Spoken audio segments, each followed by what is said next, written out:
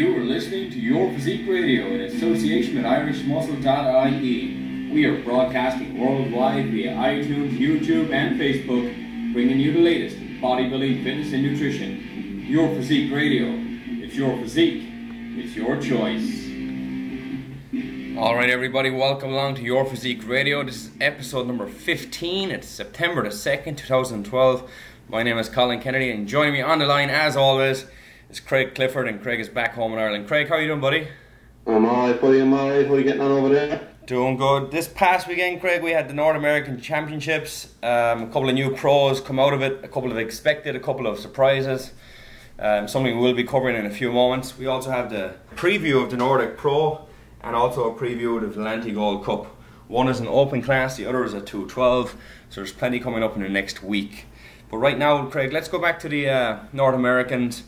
And we've got 5 guys who are getting their pro card here in this, and you know, there's a couple of surprises and there's a couple of guys who we definitely expected to be hanging around there at the same time. The pro card winners are Dallas McCraver, Chris Palbia, Joe Romain, Tom Johnson, Dan Decker and Drew Jermott. Craig, if I'm looking at these pictures here, Drew Jermott wins the over 40s class, so he's 40 years or older. This guy looks incredible. Dan Decker takes 35 and over. And the biggest surprise, as far as I'm concerned, has to be the super heavyweight, or sorry, the overall winner and the super heavyweight winner, Dallas McCraver. He's 21 years old and he's earned his professional status on the IFBB Pro League. Craig, how do you feel about that? Yeah, I mean, jealousy, the first thing that came into my mind. At 21 years old, Dallas McCraver's got a big future ahead of him. Now, saying that, we must stress that when Dan Decker and Drew Jermott and Tim Johnson, when they won their classes and their overalls for their age class, they're taken out completely of the open class. They don't get to compete against Dallas McCraver and the other guys. So let's stress that first and foremost, because in my opinion, I think in everyone's opinion, Dan Decker and especially Drew Jermott, them two will beat Dallas McCraver all day. And I'm sure Dallas will probably agree with us too. But my hats off to the 21-year-old pro card. Incredible to be only 21 and have a pro card. Some people don't even start training until 21. So it's a fantastic achievement in fairness for him. But even though he's a pro, I still think he's probably 4 years away from starting on a pro stage and competing, to be honest. Like obviously he can get in the pro stage now whenever he wants, but will he do well? Probably not. So even in the smaller shows, I don't think he'd do well. But again, he is only 21, he's plenty of years left. He could take a 5-year break from competing, come back at 26 years old, which is still extremely young in bodybuilding terms. Extremely young, and he could be competing, definitely. But yeah, so I would say a hats off Dallas McCraver. Probably deserved his pro card win against his competitors. I was looking at the photos and the comparisons this morning, so I probably would have given it to him too. It's a close enough call, but that Chris Palbia, the light heavyweight, looked very, very good as well.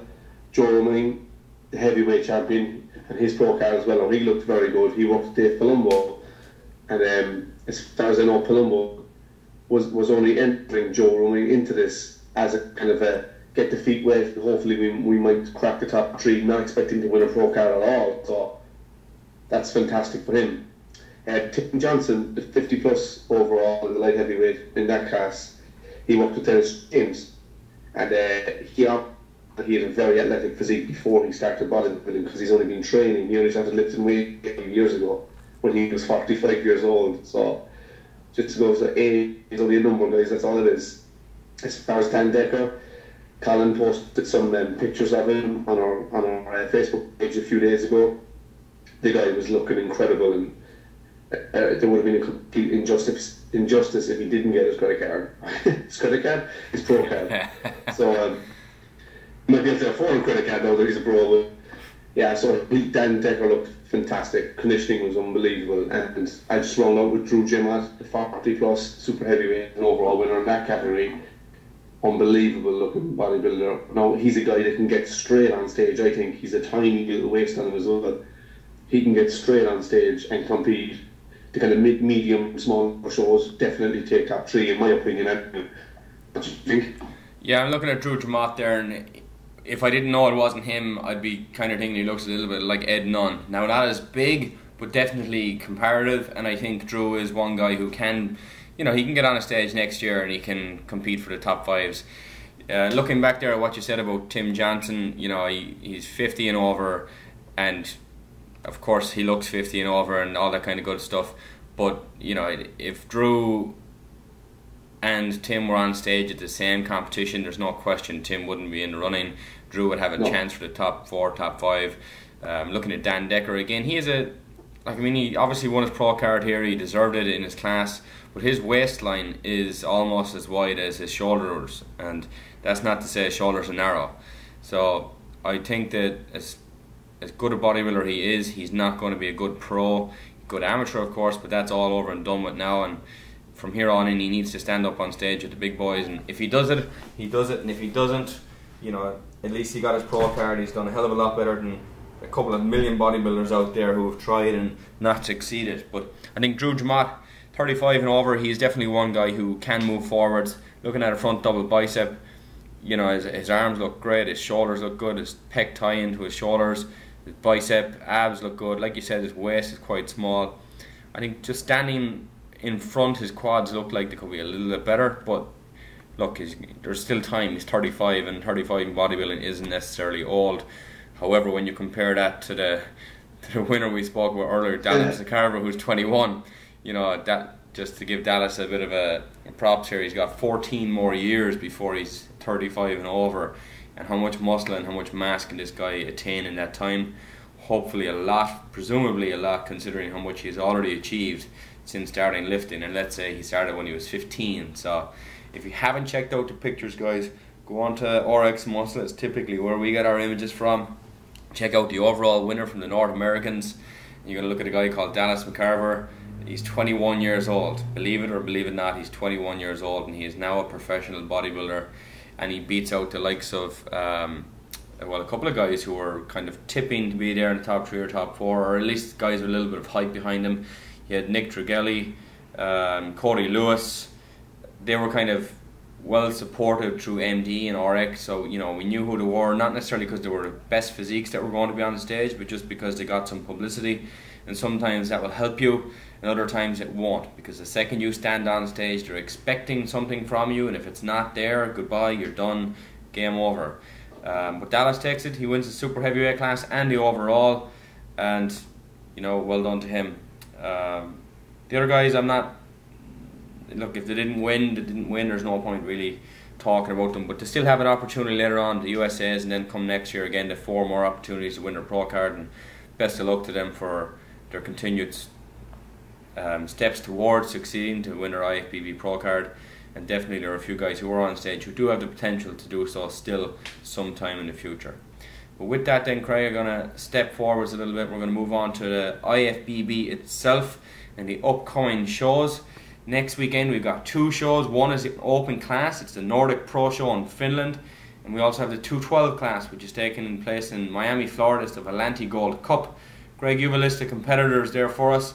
Let us know who's in the Nordic Pro Show and what you think of the people who you call out. Okay, well look, seeing as I have the 212 Galanti Gold Cup in front of me, I will read that out first, Colin. Yep. So we've only 8 competitors. It looks like a very, very deep and good lineup.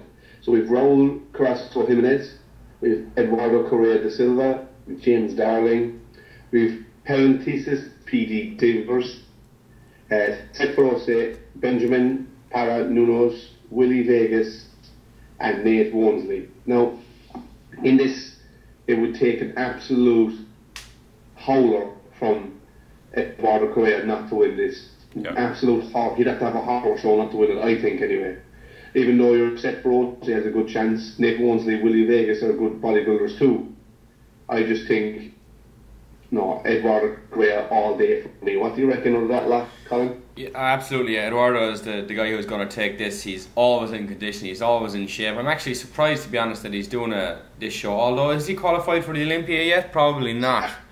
that's the thing. I think this is his qualification, as far as I know. Yeah, so they're obviously expecting to win. You know, have to wait until the very last show of the year to enter and to go into it. What I will say is something we mentioned a couple of months back now about Seth Ferrosi when he went into the open class and he bombs it. He comes in 6th or 7th, whatever it was. Like, this guy needs to take a step back. He needs to go back down to 212, and he's obviously taking the advice of somebody or us. I'm not quite sure, but he has decided. It was us, of course. He has decided to go back down to 212. He can be dominant down there in the smaller shows like this, but unfortunately for him, Eduardo Correa is going to be on the scene, and I think it's going to be Eduardo to take first, potentially Seth Ferrosi in second. But look, we wouldn't be surprised. But the 212 class, there's a lot of guys out there who we don't see on a regular basis, who we don't know because we don't see them, and they can come in and shock the system for sure. But definitely I think it's Eduardo's show to win. Everyone else is taking home 2nd, 3rd, 4th place and battling out for that. But I definitely think it's a very, very good choice from Seth Ferrosi to be back down in the 212 class. And you know, he might get his qualification and he might be on the Olympia stage in 3 weeks' time. Time will tell. Definitely, it's a small show. I'm actually very surprised there's only 8 competitors. There is a chance, of course, we'll have a couple of more guys jump into it, but at the moment, as it stands, it is what it is. And my pick for the top is Eduardo Correa. Seth Ferrosi 2nd or 3rd, regardless of who else shows up. Yeah, totally agree with that. I mean, Eduardo Correa for me is one of my favourite physiques in bodybuilding today. I just absolutely love the guy's conditioning. His triceps are just, not even funny, they're just ridiculous. Honest to God, I've never seen triceps like them. Striations on top of striations, and they're so thick. You see some shots of them, like Colin, they're like different class altogether of a tricep, aren't they? Yeah, the striations down through his tricep is just nuts. He's got some of the best arms in the game, and I think that, you know, it's going to show off. His whole entire physique is just incredible. He's a shorter guy, but he fills out very, very well, and you know, he has Chris Aceto in his corner, and that's never a bad thing. And I think it's going to be his show, absolutely. Like you said, unless he completely bombs this one and, you know, just eats like crap for the next 7 or 8 days between now and the show and doesn't do any training, doesn't do anything that he might need to do in the last 24 or 48 hours in terms of water retention and whatever else, this is his show for sure. He's seasoned, he's good at what he does, and he's going to be absolutely the winner at the end of this show, no question. Yeah, no question. Agree. We'll move on today to IFBB Nordic Pro Men's Bodybuilding in Finland. I'll give you a rundown of the 17 open class people who we have competing. So we've Balto Avastor competing again, who's very close to getting in the point system. We've Khalid Almo Chinawi, we've Thomas Pengali, Clark Stevie, Fauci Hans, Dan Hill, Timo Hankala, Valentin James, Todd Jewell, Ari Kokanen, Omid Parsa, Robert Petrovich, Ronnie Rocco, Fred Smalls, Mirsad Turzo, Keith Williams, and Rolly Winkler. Now, before I go any further, there's a few names that I didn't read out, because I got this morning, guys, on the official IFBB Pro site, and there's no Tony Freeman or Hidetari Yamagishi in that lineup. Now, Hidetari on the poster, and he was all supposed to be in the show. The fact that he's qualified, maybe he's pulled out, I don't know. Tony Freeman, up to 5 days ago, was getting ready to fly to Finland, and so his name isn't officially on the list. I don't know what happened. We'll hopefully find out more in the next few days, and we'll post it up on our Facebook page, guys, as soon as we hear the news. But so far on the official 17, Tony Freeman and Hide aren't there, so I'm not sure what the story is there. But so, I mean, looking at the lineup there, for me, Ronnie Rockwell should be winning this show. Should be winning it. He should be wrapping the show up. Rolly Winkler's probably going to get second. It's pretty much open then. Robert Petrovich, Fred Smalls, Dante Keith Williams, Todd Jewell can get up there. Todd Jewell's a nice physique. And Dan Hill won't. Clarence Stevie, he's a good bodybuilder. So that's what I'm kind of looking at. Just from the 17 now, if you throw Hide and you throw Tony Freeman in there, it changes it completely. But That's what I'm thinking anyway. What do you think, Colin? Yeah, it's Ronnie Rockall's show. If we go by the official competitor list, like you said, it does not include Tony Freeman or Hidetani Yamagishi. And again, just to go back to what you said, they are qualified. There's no fear of them not staying qualified. This is the last show of the year. I think it's wise for them to sit out, not deal with the travel, not deal with the extra expenses of getting there and back. And you know, maybe there's something else in the background. Maybe there was family commitments, or they were off point and didn't want to show up out of shape. Who knows? But as according to our official score sheet or contest competitor sheet, they are not in as it stands, and today is it's 6 days away as we speak. So it's unlikely that they will show up, considering it is all the way in Finland. Like you said, Craig, I think it's going to be Ronnie Rockall to win. It's going to be a fight then for second or third. Todd Jewell, this could be a chance for him to get some points up there, because he is, I mean, he's a big guy. He's 270. If he's 275 maybe, the dude is a big guy. His conditioning could be a little bit better for the last couple of times we've seen him on stage, but you know, this could be definitely a time for him to show up. Roelly Winkler, I've not given him any credit all year long, and I picked him to be out of the top 5 the first show of the year that he appeared in. I think it was Tampa Pro, and you know, he places in 4th, disappointing. He didn't look incredible, but he did look good. If he improves, which I'm sure he will be trying to do, and he claims to have the whole Caribbean up in check, if it does, I think he can fight for second or third place with Fred Smalls. So we'll see how it goes. But if Ronnie Rockall doesn't win this, he may as well not show up for the Olympia, because he's not going to place in the top 10 if he doesn't win this show. That's my opinion. I think in the point system, I'm not sure, 100% sure if I have this correct. Well, if Balto beats out Freddie Smalls, I think that knocks Fred out of the point system, and Balto gets in. So. Well, at the moment, Fred Smalls is on 6 and Balto's on 5. So if they were to flip-flop in the competition, say Fred comes in 4th and Balto comes in 3rd, they'd be tied on points. So it would go back to Fred Smalls, because he has our second place position in one of his previous shows this year. So it'll go off your best showing in comparison. So if Balto came 3rd and Fred came 5th, would that be Balto true? Yes, Fred would be gone, Balto is in. Jeez, I mean, it's unlikely, but it's possible. It's not impossible. Yeah, and with John De La Rosa not competing, I believe in the Olympia, you know, it doesn't fall down to the next person in line. It's top 5 or top 5 only. You do not get a kind of a shoe in just because someone else did not run or did not compete. It is what it is. You should not get in on the fact that somebody else fell out. If you deserve to be there, you earn the points to be there. And this is the first year with the point system in place. You know, you've got a few guys who are going to be disappointed. Of course, Steve Kuklo, 4 points. He is absolutely not going to qualify for the Olympia this year.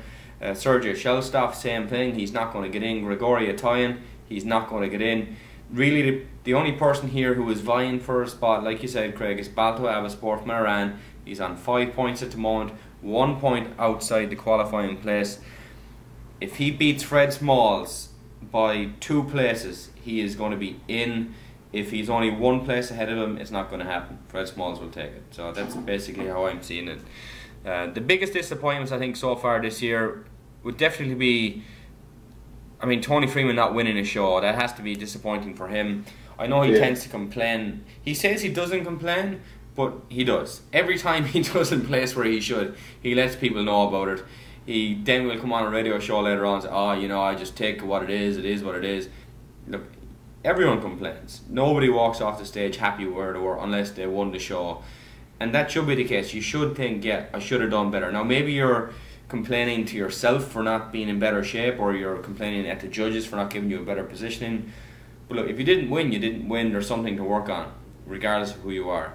Other than that, I think Roelly Winkler has been a big disappointment this year. He too is also looking to try and qualify. He sits in 8th place at the moment on 4 points, so he needs at least 2 more points to qualify for the Olympia. I think he's going to do it. I think he's going to get 3 or 4 points by placing 2nd or 3rd, and that will qualify him for the Olympia this year. So do expect to see Roelly Winkler on stage at the Olympia.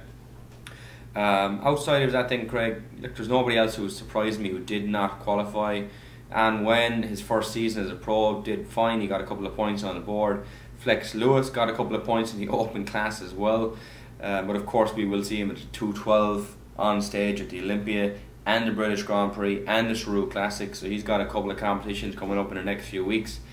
Fawad Abiad, again, I think this is his 1st or 2nd year on the Pro League. So to do to get a couple of points on the board, place in your top 5 a couple of times in the first year out, well done to him. And the same with Steve Kukla.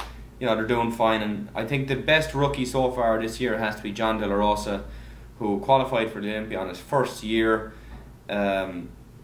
Congratulations to him. However, he will not be doing the Olympia this year, so he obviously has good. He's got what's the word I'm looking for here? He's got good confidence or self-confidence in himself to push forwards next year and to be competing at the better level, to be winning shows here and there. But definitely, he's one to watch for the future. To me, Sean Roden is going to be someone who has not qualified for the Olympia before, Craig, but he is there this year due to his 2 wins in the last 2 IFBB Pro shows, and he is going to be fighting it out, I believe, for the top 6, well, not the top 6, maybe the top 8. Presuming he comes in the shape that he has in the last 2 shows, I think he has a chance for the top 8. What do you think about Sean Roden? Yeah, excuse me, Colin, I think he's a chance at the top 6. I honestly do. I really think the guy has a chance at the top 6. Yeah, I don't know. Now, as you said to me just before I come on air, and we'll speak about it a little bit more, Cedric McMillan will not be in the Olympia this year. However, he is qualified, so that takes one person out of the running. Essa Obiad is in. He is training with Charles Glass at the moment in Gold's Gym in Venice Beach. And now, just to those guys out there, Charles Glass does not typically do their diet preparation, he just does the training aspect. So if he doesn't come in condition, don't blame poor old Charlie. He's just the strength coach, or he trains the people, he doesn't do their diets. So I think Essa has a very, very good physique. I think he could be fighting for the top 10 here in this, Craig. What do you think? Yeah, I love the guy's physique. Really, really good balance. He's a great physique. Yeah. Very good physique. I think somebody who has to come back and show their judges what they have, as much as I always liked this guy's physique for the last 8-9 years that I've been following professional bodybuilding, Dexter Jackson, if he doesn't place in the top 4 this year around, he may as well just give up on it, because he's competing for 6, 7, 8, 9. It's still money. I'm sure that's wonderful to have in your back pocket, of course, but I think Dexter, when he won his Mr. Olympia, he absolutely deserved it. He looked incredible the following 2 years. Whether he regressed or the other guys progressed, I'm not quite sure, but I've always liked Dexter Jackson's physique. Everything about the guy is just in perfect proportion except his calves, but we've mentioned it before, calves don't matter as far as bodybuilding is concerned.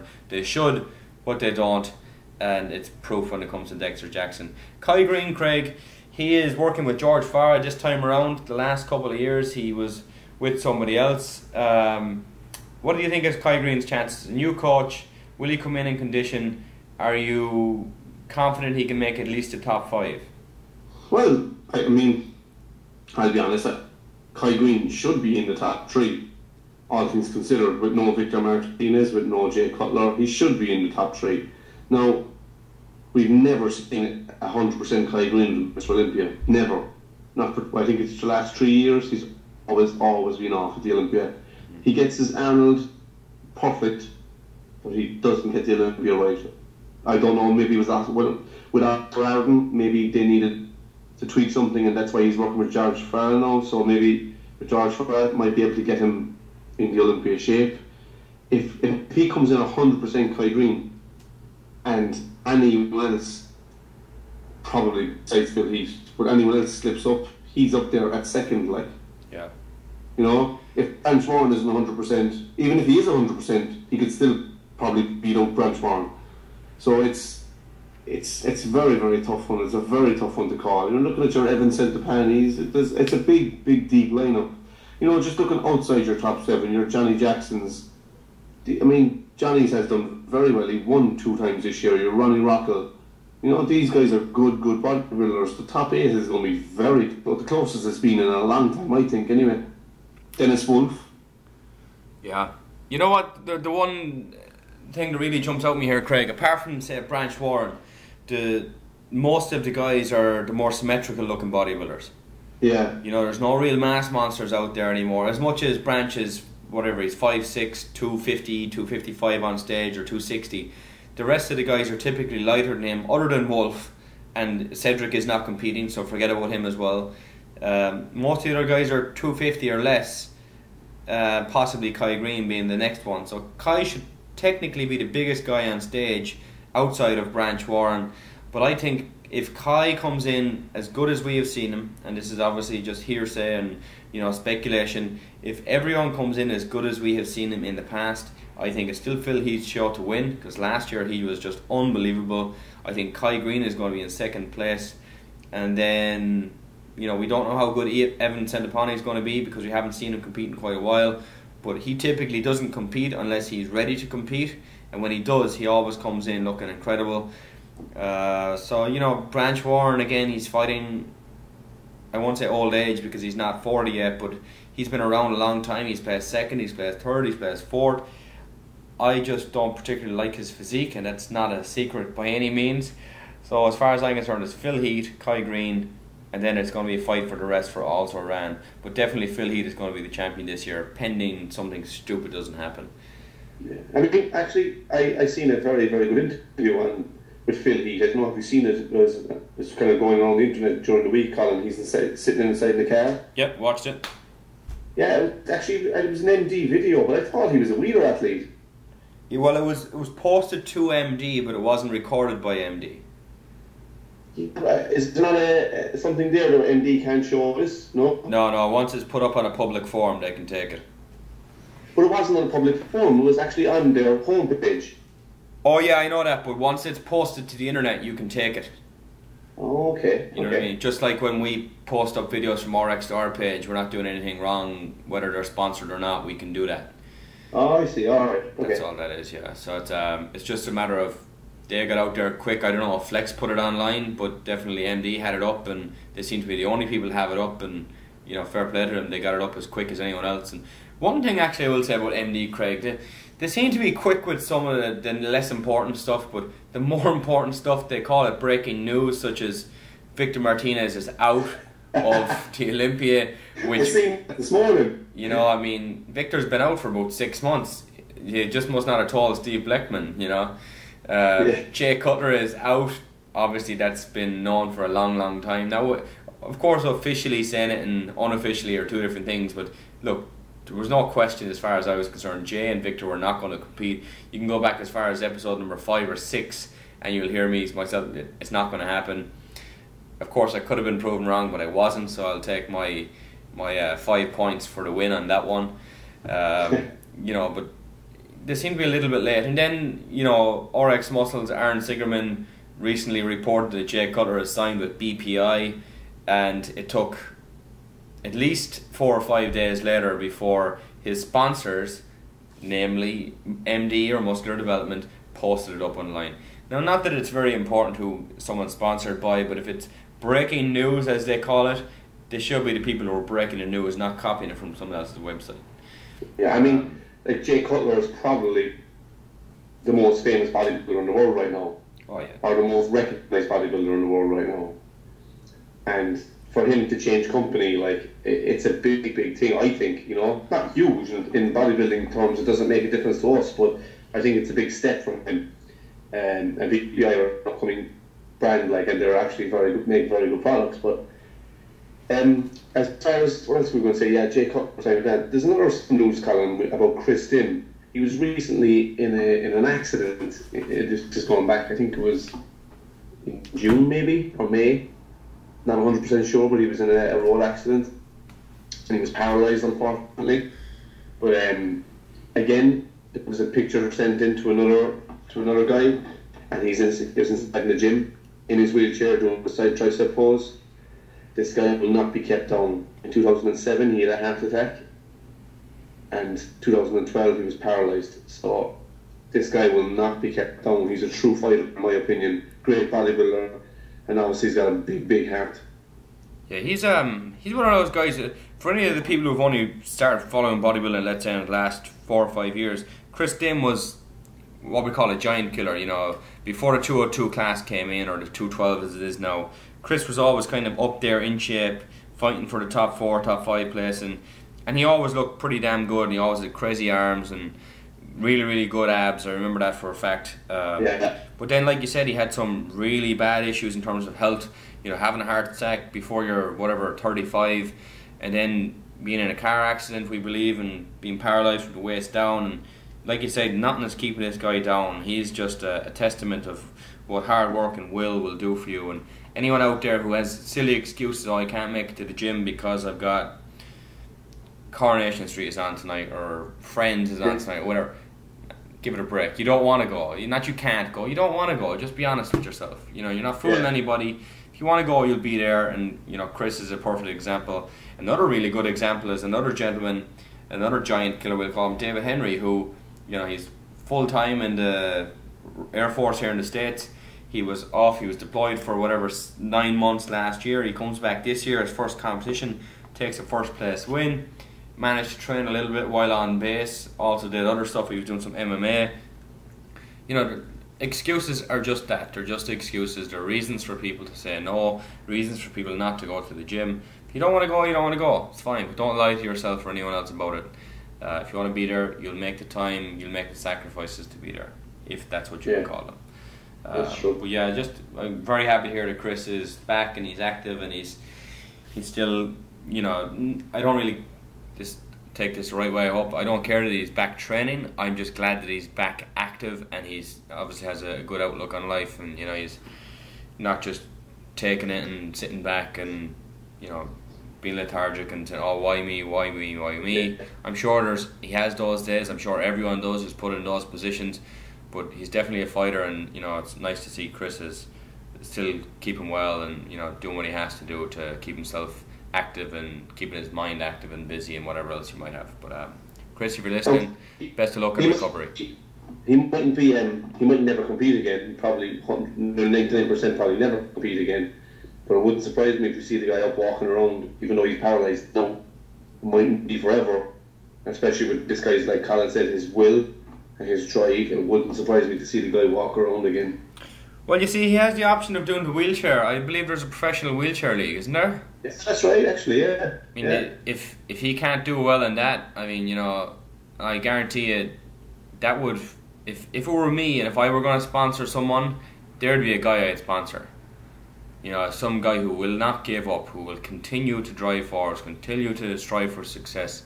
He's an inspiration, and I don't say that very lightly about many people, but to be told you're paralysed and still want to train and go to the gym and be active and, you know, be as strong as you can be, and whether that's mental or physical, you know, hats off to the guy, very, very much so.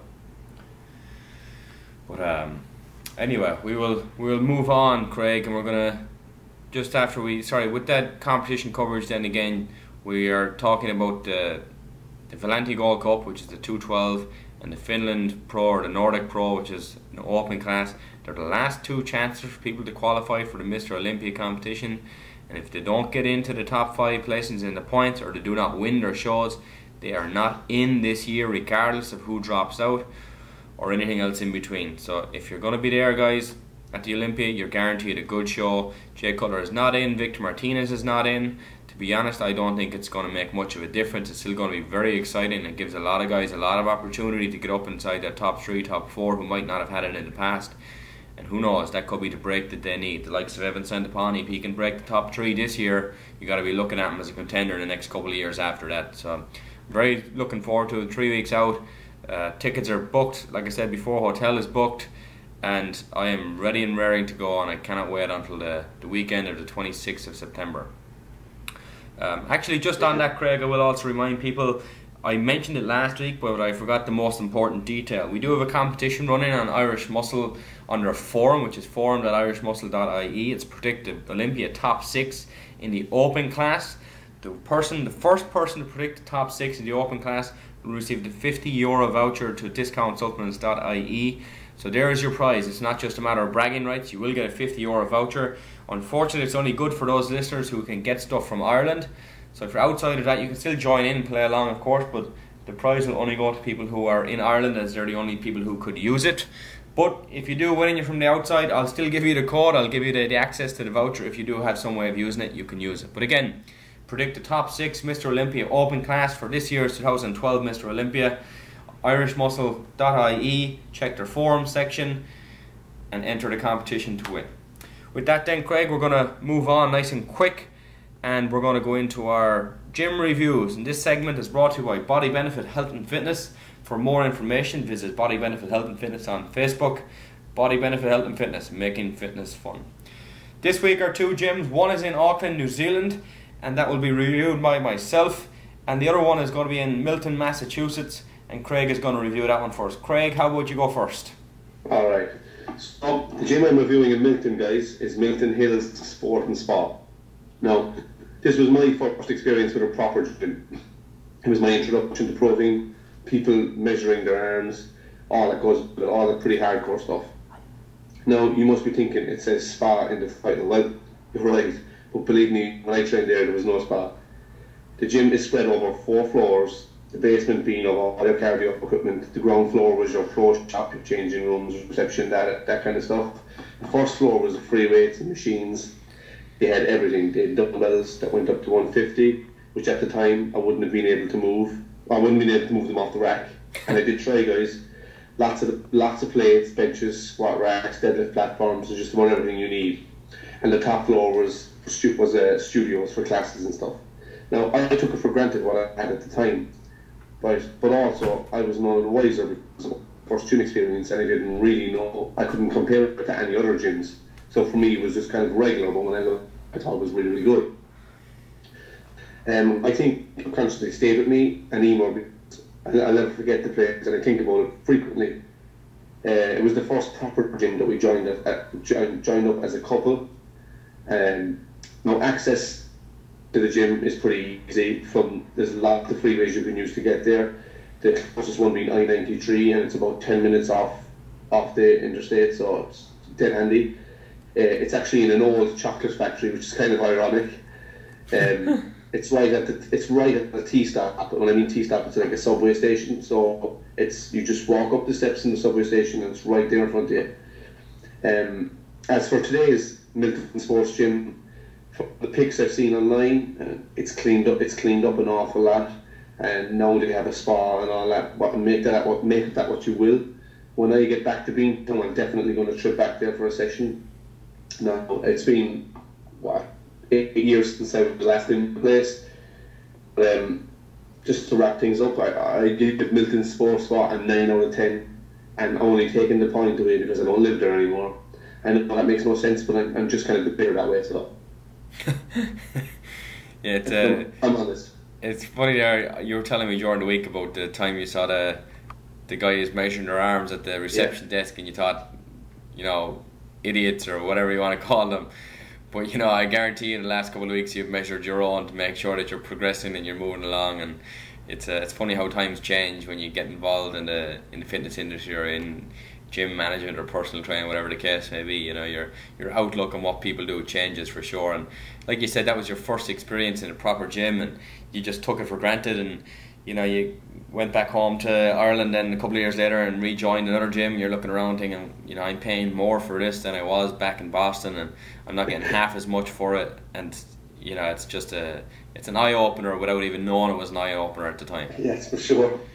I mean, like you said there, Colin, I'll never forget it because I came out of the changing room. I think it was my first or second day inside there, and I was sitting at reception, and 3 big lads came out from training. They're all sweaty and everything, and out with the measuring tape. They asked the guy who works there, can you get us the tape to measure the arms, and they were like 17 and a half, 18, whatever it was. Yeah. And honest to God, I thought, oh my God, what a bunch of assholes measuring their arms. Who do they think they are, blah, blah, blah. That's what I thought at the time. No, I am that asshole that measures my arms. Like you say, Colin, it's funny how times change and what your outlook to life and what your outlook to training will be. I never ever thought I'd have a 17-inch arm. Never ever. I thought, nah, why would I? Why would I even want to? But no, I have and I love it. But again, protein shake. It was a ready to drink protein shake, and it was what's the brand? It's just going back 10 years ago now. It could have been Metrix, I think, as far as I know. Yeah, it was ready. It was Metrix. And your man says to me, you should have a protein shake, not after training, And I was like, what's a protein shake? Yeah. And I was asking him what to do, and I was very apprehensive, thinking, oh my God, I'd want to get massive enough out of a protein shake. You're going to wake up the next morning, the Incredible Hulk. I'm laughing at the other side of this now, but this is what I thought, really. I mean, And that's why I can kind of understand people who think like that now, because they just don't have the education part of it. Like, I didn't even know what protein was, like, and I was drinking it. I'm like, this isn't bad. It's giving me muscles. This is all right. And I think it's just them two things, especially, whatever about the training, but them two things especially, having my first protein shake and seeing guys measure their arms. Subconsciously, it stayed with me forever. And like I said, it was myself and my first time going to a gym together. She was doing cardio. Of course, I was too manly to do cardio, although I was about 8 stone, but that's besides the point. You know, so it's funny looking back, and that's why I'm reviewing that gym, because it was probably my first ever proper gym, like, if I'm honest, you know, and a place I stayed for a good few months until I left. So, and it was great fun. By the time I left, I was kind of missing it. I really was. And I think, I'm not 100% sure now, but at the time I think it was about $260 for the whole year. And I mean, $260 now, it's probably, at the time, it was probably worth about 180 euros. Yeah. Which they only get you 3 months in a very, very mediocre gym in Ireland. So just goes to show what you get for in America, what you pay for, you know. Yeah, it's just there on your first experience with protein. I think I've said it to you, and I might have actually mentioned it on the show, but I'll say it again. But my first experience with a protein powder is I'd moved to Waterford for college, and I was 18 at the time, and I went in trying to find protein supplements because I'd heard it did, and I'm using air quotes here, it will make you bigger. So I went looking for them, went into the local sports shops, health food stores, and I was looking at prices like, it's too expensive. And I found Argos. And anyone in England or Ireland is going to know what Argos is. And I went into Argos, and of course they sold York Muscle Power Protein. And I was like, right, this is going to do it for me. So I bought a large tub, whatever the large tub was at the time. And I thought, this is expensive, this better work. So it was probably 25, 30 euro at the time. And I went home, and it says on the back, take 2 scoops per serving, whatever it is. And I was convinced that if it says 2 scoops is going to help me out, surely 4 will be great, 8 will be awesome. And then more and more. I went through the whole tub in about 2 days, thinking that this is just going to be the most amazing thing in my life. It's going to make me gain 25 pounds in a couple of days. Like, not literally that, but I was convinced it was going to help me in huge, huge, huge amounts. And the worst experience of all, of course, was I was trying to mix it on water with a fork in a pint glass. My God. So using a fork, a pint glass of water, and just trying to stir it up, and it was the most nasty thing. And for about 6 months later, I never touched another protein shake, because it was just, it made me sick to my stomach to just think about it. And now, of course, looking back, it's hilarious that, you know, I'm trying to scoff down as much as I could, thinking more is better and whatever else. But that was my first experience with protein. You know what, Colin? I think it's a rite of passage. I did the exact same thing myself. It's like owning vinyl plates. I think it's just a rite of passage when you're weightlifting. I got a set of vinyl dumbbells when I was 14, I think, for my Christmas present. I asked for them, and my mother was like, alright, fair enough. So she went along and got them. I'd say I used them 4 times in the next 4 or 5 years, and my brother ended up using them more so than anything, and then that's actually how I got into going to the gym, through him. So it worked out to my advantage in the long term, but a disaster of a Christmas present, just buying a 14-year-old weights, and he hasn't got a clue of what to get. But look, they were being good parents, they bought me what I asked for, and it just never really got used. But anyways, we'll move on to my review of the Auckland City Les Mills gym in New Zealand. Les Mills is a brand, it's a chain. It started in this particular gym. This was their first gym in Auckland City in New Zealand, and went on then to open up 10 locations around New Zealand, with 2 or 3 around the Auckland area, and 1 brand new one since we left, which was back in 2010. So my wife and I were living in New Zealand for a year, and you know, we were scouting out gyms, and Les Mills is probably the 4th gym that we checked out, and by far it was miles, it was head and shoulders above everything else in terms of the range of equipment that was there, their opening hours, the facilities and stuff. The price in terms of New Zealand standards is probably a little bit expensive. I think it was $23 a week or something like that. It wasn't, or $23 every 2 weeks, I can't remember, but for the facility you're getting compared to what you're going to get in home in Ireland, absolutely worth the money. But now living here in the States, you know, it definitely was expensive in comparison. But the gym itself, forget about the price. Parking wasn't really an issue. It wasn't for us anyway, because we didn't have a car at the time, so I had no concerns. Cycled my bike and locked it to the front gate. But you know, you walk in, you've got your reception area. There's a deli or a restaurant area to the right hand side. They've got some physiotherapy clinics inside the door as well, and they also have a supplement store inside in the main reception area.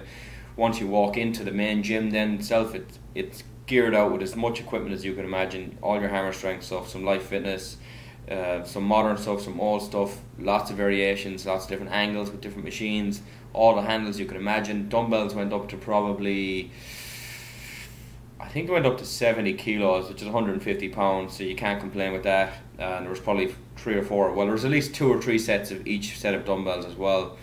And that was in your main gym area. Up above then they had all your hammer strength stuff and all your flat benches, incline benches, probably 3 or 4 of each. And you know, I can't say enough about the place. It was incredibly well geared out. The one downfall to the place wasn't the people who trained there, but the people who didn't.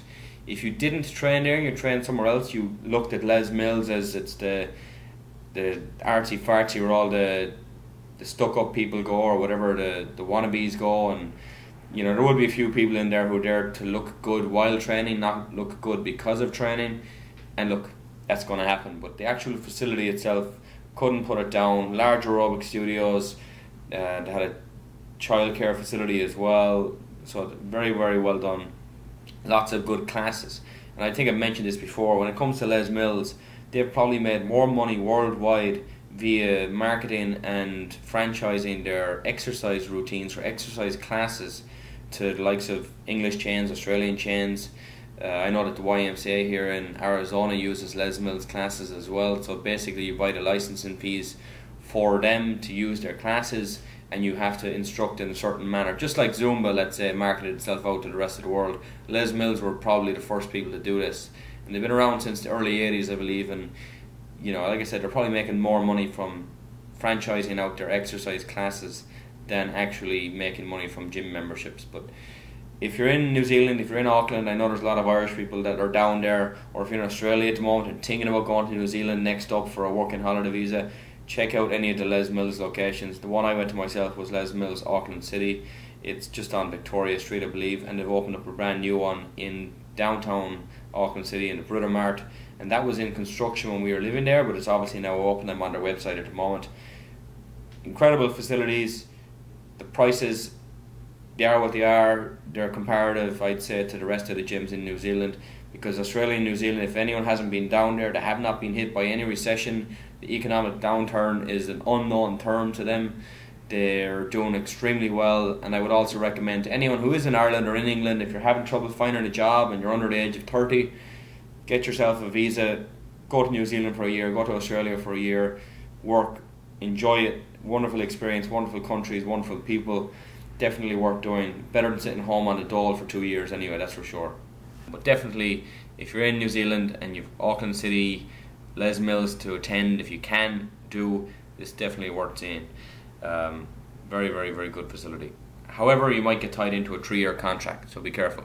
That happened to myself. So, but when you leave the country, it kind of nullifies it all, so you're going to be fine. But Les Mills, Auckland City, fantastic facility, a lot of equipment, very busy gym, however, so you do not want to be going in there if you're feeling anyway self-conscious at 5 or 6 o'clock in the evening after work. It's going to be packed. But the facility itself is fantastic, can't say enough about it. Out of 10, I'm probably going to give it a, and again I'm comparing this because now I'm living in the States and I've got a lot of facilities I can choose from, I'm going to give it a 7 or 8, but to be fair, that's a very, very high value from me. But that's it. Les Mills, Auckland City, check it out if you can in New Zealand. I would just like to say actually to anyone, if you would like us to review your gym, let us know, and if we've been there or if it's close by to one of us, we will go and check it out. So if it's in Phoenix, Arizona, or in the Phoenix area, or if it's anywhere in the Munster area, probably in Kerry, and if you'd like Craig or myself to check them out and we'll give them a review, completely unbiased, we will do so. So if it's not a good gym, definitely don't let us know about it, because we will tell it as it is. Alright, we're going to move on then, guys. That's gym reviews done and dusted. Our Q&A then is up next. Our questions are coming to us from Helen in Waterford and Jason in Thurles in County Tipperary. This segment is brought to you by irishmuscle.ie, Ireland's #1 bodybuilding destination. Be sure to check out their new forum, which is located at forum.irishmuscle.ie, and again, you will find our competition located there to predict the Mr. Olympia top 6 for this year's 2012 Mr. Olympia competition. Alright, going to our questions then. Helen in Waterford. with both of you having the knowledge you do about diet and training, do you ever eat junk food or miss training yourselves? Alright, well Craig, do you want to go with this one first? Yeah, sure. Well, Helen, thank you for the question. Honestly, yeah, I do eat junk food, and very, very rarely do I miss training. Actually, yeah, I probably don't miss training. If I can avoid it at all, I'll not miss training. It does take precedent in my life. Like, my family obviously are first, and then it's training before anything else. So, as far as the training side goes, Helen, actually, I'd probably say no, I don't miss training, to be fair. Now, 90% of the time, my diet is really, really good. I'm eating my proper carbs and my proper proteins, my proper fats. I'm getting all my macros in when I should. I'm drinking plenty of water. I'm getting everything in.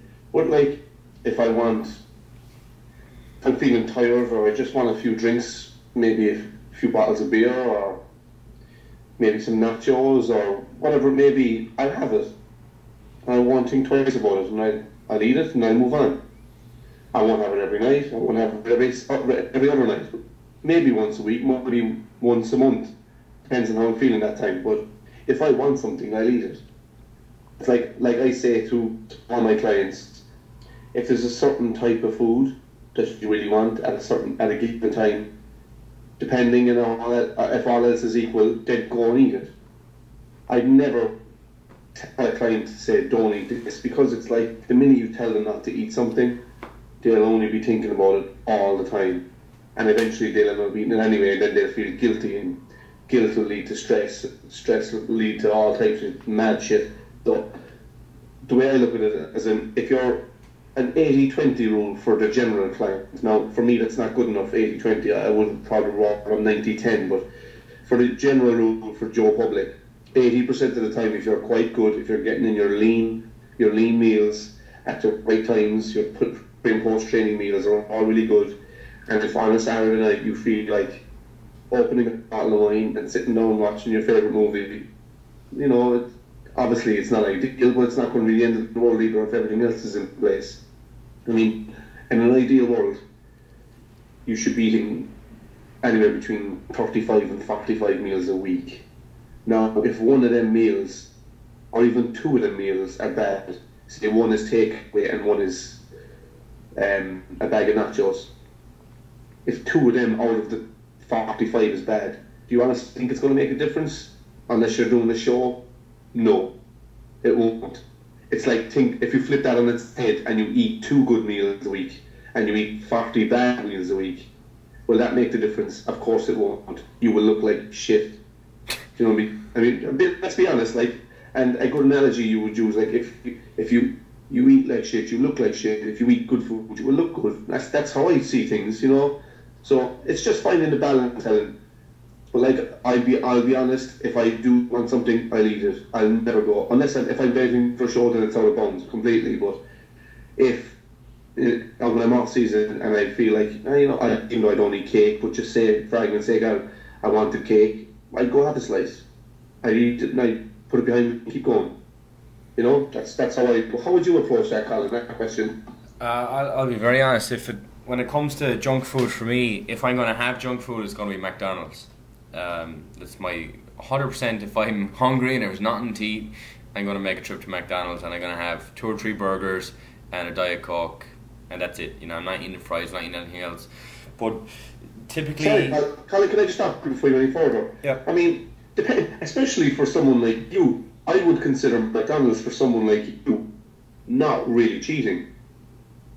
You see, I don't consider it cheating either. I'm not going there feeling guilty about it. I'll gladly go in there in my Gold's Gym tank top and order a couple of burgers because it's right next door to the gym that I go to. Well, it's from 200 yards away. And as far as I'm concerned, I'm getting my protein, I'm getting some decent carbs right after training. I'm not concerned, to be honest, if I have 2 daily doubles, which are like 2 quarter pounders or whatever back home. You know, I'm counting into my total daily calorie intake. It's not extra, it's part of it. Now, it's not every day, but to be honest, it'll be more often than many people would believe it would be. But when it comes to chocolate and chips or crisps or whatever you want to call them, no, if I'm having chocolate, it's going to be pomegranate berries covered in chocolate which is maybe one handful a week. So I'm not going to the store, I'm not coming home with junk food in my hand. You know, there was a carton of Pringles purchased here at my house last week, and I think I had 2 of them, and my wife got down the rest of them. So, you know, I typically don't eat much junk food. My biggest downfall, period, is eating enough food. I find it, I won't say I find it very difficult, but I don't set enough time aside to prepare foods. Hence, I end up going to McDonald's or Subway or something like that when I feel I'm hungry and there's nothing in the fridge. And I do need to be better at that. And again, it all falls back onto the total amount of food that I eat in a day. I typically would like to eat more. I'm 198, 199 pounds at the moment. I'm pretty happy with how I look at that weight, but I do want to get heavier and go back up to 203, 204, but not through body fat. So it might take me quite a couple of months to do that, but that is the plan at the moment anyway. But junk food, if you're talking about chocolates and crisps and french fries and stuff like that, no, I don't, but I will visit McDonald's on occasion for sure. That's not a problem. Diet Coke, I will drink a lot of Diet Coke. I don't drink regular Coke very often at all, but Diet Coke is something I will drink. And in terms of dieting or losing body fat or anything like that, I've no concerns with it. You've a lot of people out there that, oh well, what about the artificial preservatives and this and that? Believe me, the artificial preservatives that are in a Diet Coke or the artificial sweeteners, if that's your biggest concern, you're doing alright. Look at the rest of your foods first before you start saying, oh well, you're drinking a lot of stevia or whatever the artificial sweetener is. No, I have no concerns with the Diet Coke side of things. But alcohol then, if you're going to talk about alcohol, I drink alcohol maybe once every 2 weeks, and at that it's probably 1 or 2 non-alcoholic beers. So it's O'Doul's is the brand here in the States, because everything here in Arizona is so spread out that you have to drive there, otherwise you're going to kill yourself in taxis. And I just do not believe in drink driving, so I'll have a non-alcoholic beer if I go for dinner with friends or with my wife or whoever I'm gone with. I typically don't drink very much alcohol at all. So I don't know what you call cheat meals or junk food, whether alcohol will be included, but no, it's not something I normally drink myself. But McDonald's is definitely the one that I would venture to the most out of all of my non-healthy foods, if you want to put it into that bracket. But again, I don't necessarily see it as a non-healthy food, presuming that you're still training, you're not just sitting in your ass all day doing nothing. Yeah. And the timing of the meal as well. You know, if you can have that meal after training, I'd much prefer you to have it then than to have it for breakfast. But look, everyone is different. Everyone will respond differently. Everyone's insulin will rise and drop in different rates, and what type of carbohydrates do that for you, it's very much a personal thing. But you know, I wouldn't say that my diet is bad.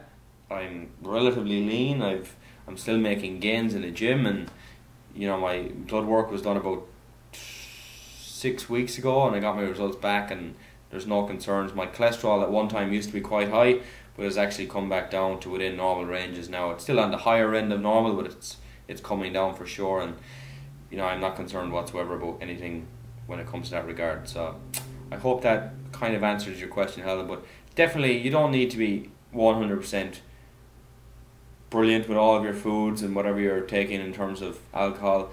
Of course, the better you are, the better you will look, but you know, it shouldn't be the end of the world. Losing weight or staying healthy should not be the end of your social life. It should not be the end of your having fun during the day or going out to lunch once in a while with your work colleagues, and not necessarily concerning yourself with how many calories you're eating or what the macros are of that meal.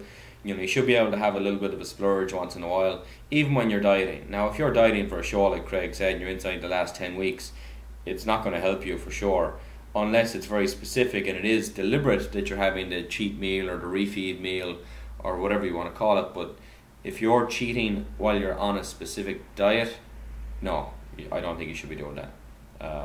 But in general, day to day, like Craig said, if you're having 1 or 2 meals a week that are what we call bad, and 25, 30, 35, 40 that are good, don't worry about it, you're fine. But again, you gotta judge what is good and what is bad. Some people will go into McDonald's and will have 4 portions of fries versus 2 burgers, and 2 burgers is a hell of a lot better than 4 portions of fries for sure. But anyway, Craig, what do you think about fast food outlets like McDonald's or Burger King or any of those places? For bodybuilders, they definitely have a place, I think, anyway. Yeah. Because they're high calorie. Most of the burgers would be high protein, especially the McDonald's and Burger King. They'd be high protein. I mean, there's bad stuff in it too. Like, of course, there is your sauces and all this kind of stuff. But generally, you know, and like Colin says, like, there's a McDonald's in Tralee, and I'll go and I'll frequent the place quite often. But like I said, like Colin said, I'd never get fries or anything like that. I wouldn't get Diet Coke either or anything. I'd just go, I'd get burgers, that's it. That's it, just plain as much beef as I can get into me, pretty much. And it's usually if I didn't prepare during the day, or I won't say I didn't have enough time, because I always have enough time. It's just I was probably too lazy that day to make my food, if I'm honest. Yeah. So if that turns out to be the case, and it's a case of, okay, it's 8:30 in the evening and I'm on my way home from work, you know what, instead of making a shake, or instead of, you know, preparing some food and trying to eat it on the way home, or try to stuff it into me before the gym closes at 9 o'clock or whatever, I'll just say, look, I'll stop at McDonald's at 10 past, 9:15, and maybe get a burger for myself if I'm stuck. Well, it doesn't happen too often, but I'll never ever feel guilty for eating it, because it's just part of, like Colin said, it's part of my macros in the day.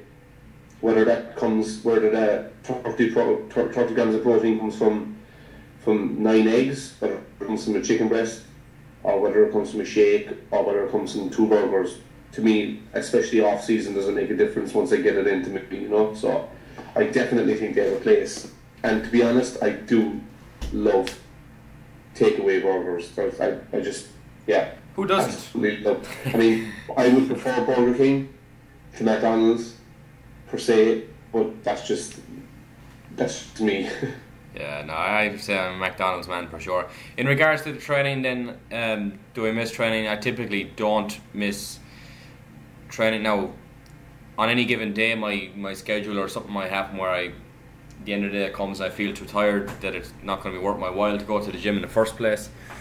But I'll make up for it the next day, or instead of taking the day off that I was planning to, I'll go to the gym. And typically I don't schedule days off. I wait till I'm tired to take a day off, because I know something's going to come up the next time around when I do want to go to the gym and I can't make it. So it's kind of like, you know, if you can work 80 hours a week when you can, do, because you never know when it's going to run out.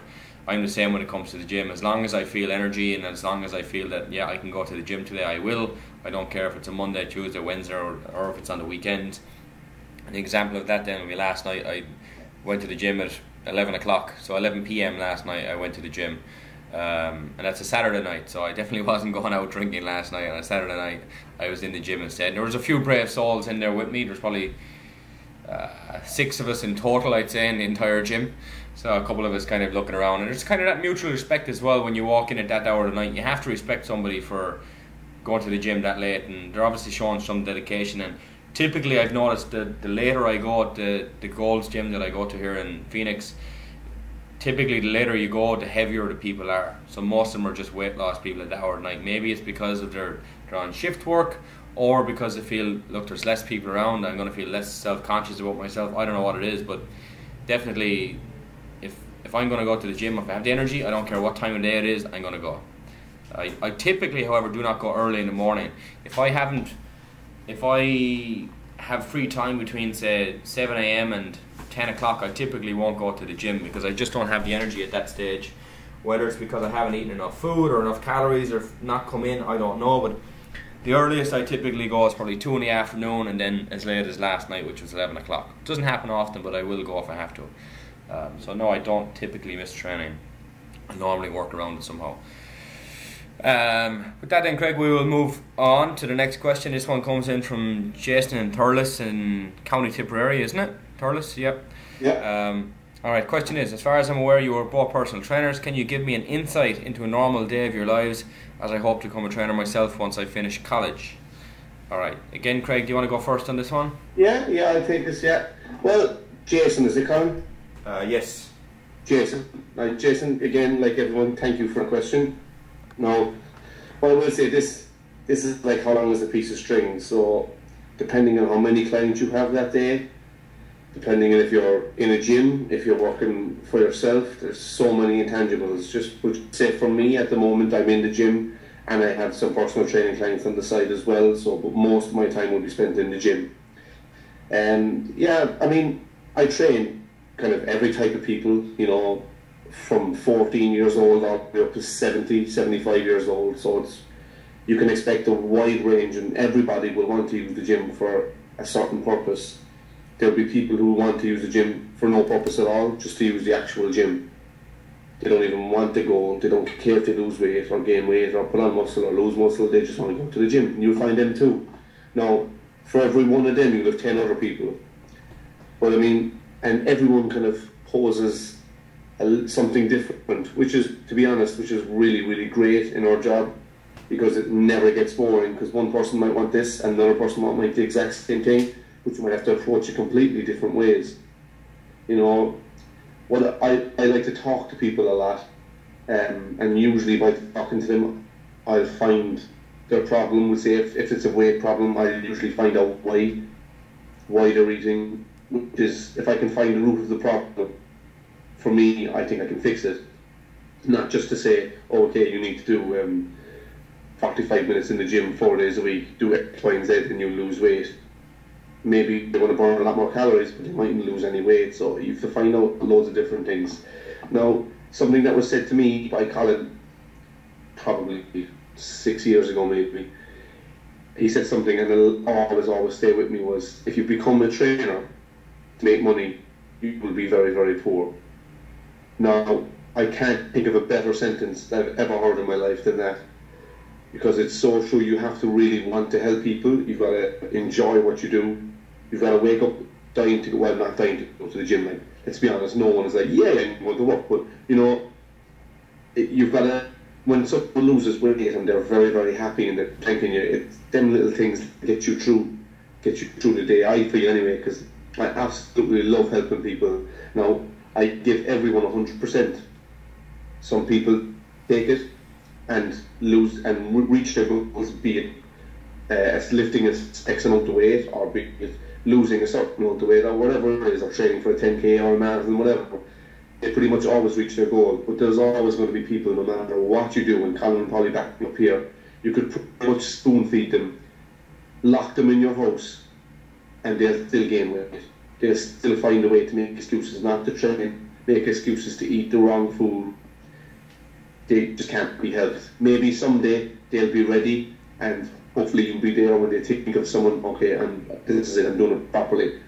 But like, I'm sure Colin will back me up when I say there will be a lot of people that you won't be able to help. But most people can, but there will be a few that you won't. So as far as it's what we do every day, we're doing diet plans, you're fixing, when I'm not with someone, I'm preparing classes, I'm doing advertising, so you're constantly working, you're constantly trying to plug your gym. And what I feel is, and again, it's something Colin helped me with, if you're training and you train hard and people see you train real intensity and you have a good physique for that, people will respect you a lot more, you know, than someone who's just, I mean, if you go to college, you'll probably be in a class of, say, 30 people. 5 of you guys might make it and 25 won't. The 25 want to wear the t-shirt that says personal trainer on the back. You couldn't give a crap if you were to wear no top because you have a good physique. That's the difference. You know what I mean? But they want the t-shirt that says personal training on the back, even though they probably have a high body fat percentage. They don't train themselves. They know how to, but they don't. So for me, it's like taking advice from someone who knows how to fix a car but has never fixed a car. I don't want him touching my car, let's be honest. He's read the book and he knows how to be a mechanic, but he's never got underneath an engine. So for me, that's part of our training day as well. It is training. It's a very important part of as a personal trainer, for me anyway. Training is an integral part of my day, because a lot of my clients that I've picked up have seen me training. They know I train hard, I don't piss around. I'm always sweating, I'm always working hard. Now, if they like what they see and they know they're going to get results, they can come on me. If they don't, if they go, oh geez, he works hard, then to be honest, I don't really want them. Because to be honest, I'll only be taking their money for nothing, because I know they won't work as hard as I want them to work for the results that they want to see. So yeah, that's pretty much my day in a nutshell, to be honest. How about you, Colin? How would you see it? Just before I move on to mine, what time of the day do you typically start at or finish at, or do you have different shifts? I mean, there's a few days of the week that I work late. I might start at 1 p.m. and I work straight through till 9. That's a couple of days a week, and then 3 or 4 days a week I'll probably start at 9 and finish at 5. Yeah, so you see, Craig is in a slightly different environment than me. That he has his own gym, so you know he sets the opening hours of the gym, and if he sets those hours, he sets the hours that people can come in and visit with him, which is obviously a bonus.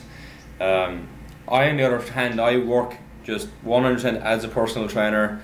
I don't have any. Well, I do work from facilities, of course, but I don't own them or I don't set the hours. So they set the hours, and if the place is open and people want to train, I gotta make myself available for that. And of course I can say no, but if I say no to training someone, I'm saying no to money, and I cannot do that. That's just, I don't understand that. So my typical day, depending on the clients and the day that it is, it could range from getting up at 4:45 a.m, heading out to work at 5 o'clock, being at work at 5:30, and I could have a group of people for a boot camp class, or I could have just recently started doing, I've got a college tennis program in which I run their conditioning program. So we're on the court at 6 a.m. in the morning, and I'm getting them to go through speed drills and foot drills, and you know, working on their ability to get from the back of the court to the net and laterally moving and making sure that they don't get injured or overtrain, anything like that. So that's been good to have a nice group looking to be very, very competitive when it comes to tennis. That could be 2 or 3 mornings a week, and sometimes on the weekends as well, depending on whether they've got competitions on. After that, then I could roll into the gym and have a one-on-one session with a client who is in their 40s and they're female or male, and they're just looking to improve strength or improve their fitness or flexibility. Then I could move on to somebody who is training for a triathlon, so I could be teaching them swimming in the pool and improving on their technique and making sure that they're getting the most out of it, that they're being efficient in the water. And I've got 2 people at the moment who are training for a triathlon. One is an Olympic distance triathlon, the other one is going to be kind of a short course. So it's nice to have somebody who's competing for something or training for something. And then of course you're going to have all the rest of them who are, you know, it's just general fitness, general weight loss. You know, once they come in and they give you one reason, then it's time for me. Let's start setting some goals here. What would you like to be able to do in terms of your body weight? Something simple. Would you like to be able to do 10 push-ups or 15 push-ups or 5 pull-ups or whatever it is? And you know, most people won't think like that because they just think, oh, I'll lose 5 pounds. But if your goal is just weight loss, it makes a lot of stuff very boring when it comes to the gym.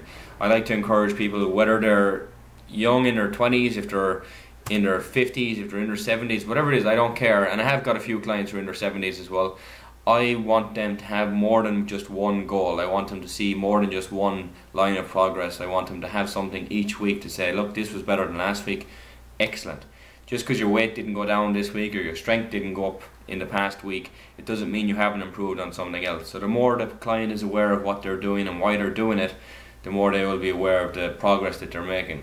The last thing you want to do is to train somebody for 5 or 6 months and you know that they're progressing, but you haven't told them what they're progressing in. And sometimes people won't necessarily realise that, oh, I am lifting twice as much weight as I used to be. So that they need to see the value in it, and sometimes you need to put that right there in front of them for them to see it. Other times they'll see the scale drop and they'll say, well, I've lost 10 pounds, excellent, my work is going well, I'm happy with the progress I've made. And you know, more often than not, they will thank you for that. So that you do get a lot of gratitude and a lot of praise from the clients who do well and do follow your advice, your guidance. But then you're also going to have the ones, like Craig said, who no matter what you say to them or what you do, they're not going to listen. They're going to show up and do what you ask them in the gym for that session, but once they leave, they're going to do whatever they want, and they're going to come back and say, oh, this program doesn't work. Like, well, my program works, your program doesn't work. You know, yeah. There's a big difference, and sometimes you need to cut ties, because if you've got somebody who is coming to you for 5 or 6 months, and as far as they're concerned, they're not making progress because they're following your plan and they're not doing well. In reality, they're not following your plan, they're doing their own thing in the background, but they're telling people that they're not making any gains or any progress, whatever it is. You don't want those people out there giving you negative publicity. Cut your ties, pass them on to somebody else, or tell them themselves, look, you'd be better off doing this on your own.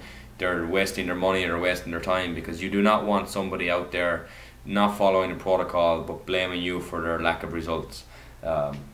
Very, very, very rarely have I ever had to do that. I can normally convince people that, you know, there is a way to do it. You just got to believe in the method and the results will follow. And some people don't care. Like Craig said, some people will just go because they want to have a training session, they want to work hard for that hour, they don't care if it helps improve strength, if it helps improve posture, flexibility or weight loss. Some people just don't care. They just want to have a training session, they want to release some stress or release some tension that might have built up throughout the day. And you know, you gotta at the same time take those people as well for what they are, and they're clients. You gotta look after them, you gotta give them advice if they ask for it. If they don't follow it, that's where you need to make your decision. Is it detriment to your business or does it matter? Sometimes it won't matter.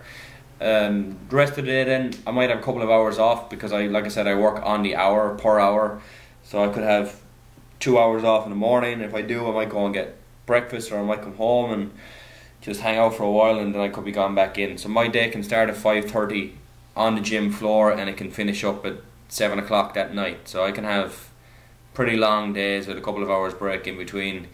And sometimes it allows me to do other stuff. You know, we just recently got a new puppy, and it's nice to be able to come back and make sure he's still alive and hasn't eaten the house up, and you know, we don't have to buy any new furniture and little things like that, or go to the grocery store, which I typically don't do very often myself, and my wife will tell you that I don't pull my weight sometimes around with small chores like that, because I get so tired throughout the day. I genuinely do. You're getting up very early, you're getting home very late.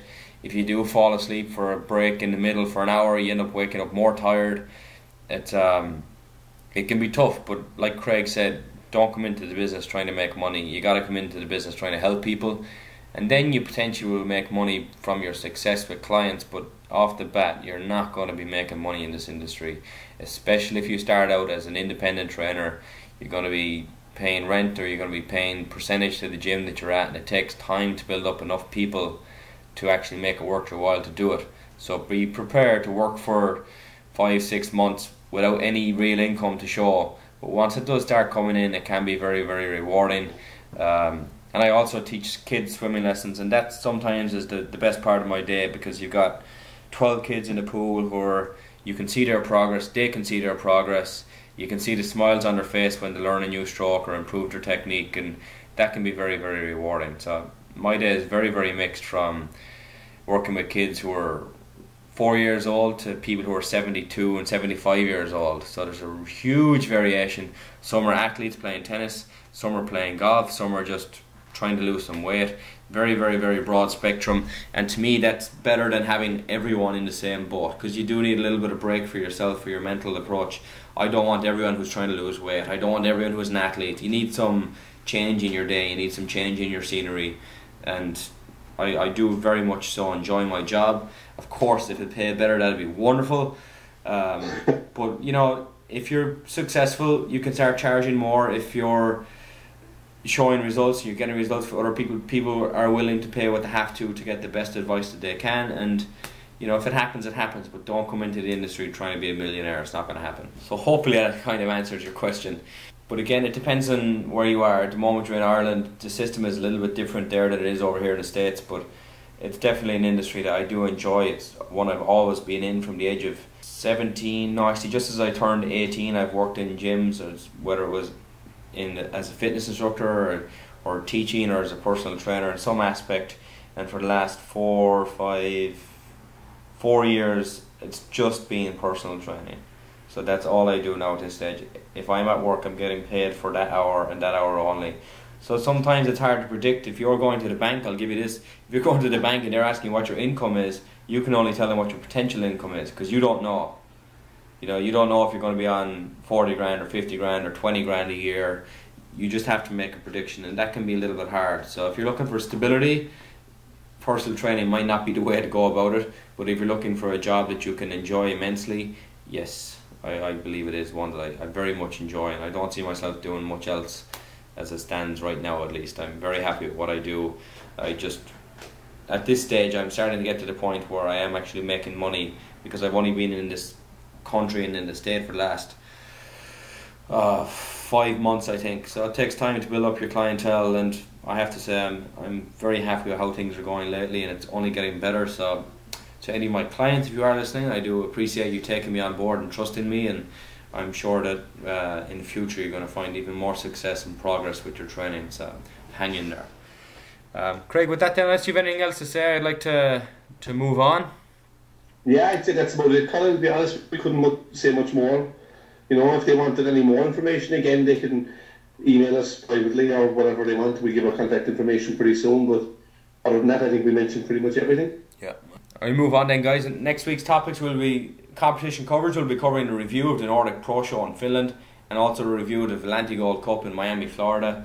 The Nordic Pro is an open class and the Volante Gold Cup is 212. So we'll have lots to talk about and lots of new names qualified for the Olympia, hopefully.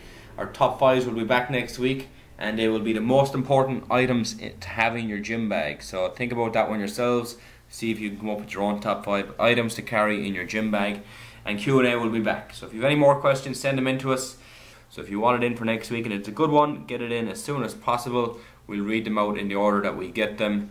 And how to do so and how to get in contact with us. Craig, what's the best way about that? Okay, guys, if you want to contact Colin, get on to him directly at www.yourphysiquepersonaltraining.com. If you want to contact myself, you can get me in the gym at facebook.com/CastleMainGym. You can email me at personaltrainingkerry@gmail.com. You can contact the show at www.facebook.com/yourphysiqueradio, or you can email us at yourphysiqueradio@gmail.com. You can also follow us on Twitter, guys, at Physique Radio. Guys, well, with that then we come to the end of episode number 15. We are 3 weeks out from the Mr. Olympia 2012 and we're very much looking forward to it. Next week we're an extra week closer and we will know exactly who is in and who is not. Until next time, remember, it's your physique. And it's your choice. Thank you for listening to Your Physique Radio in association with irishmuscle.ie. Replays of all previous episodes can be found on iTunes, YouTube and Facebook. And for advertising opportunities, you can contact us at yourphysiqueradio@gmail.com. Your Physique Radio. It's your physique,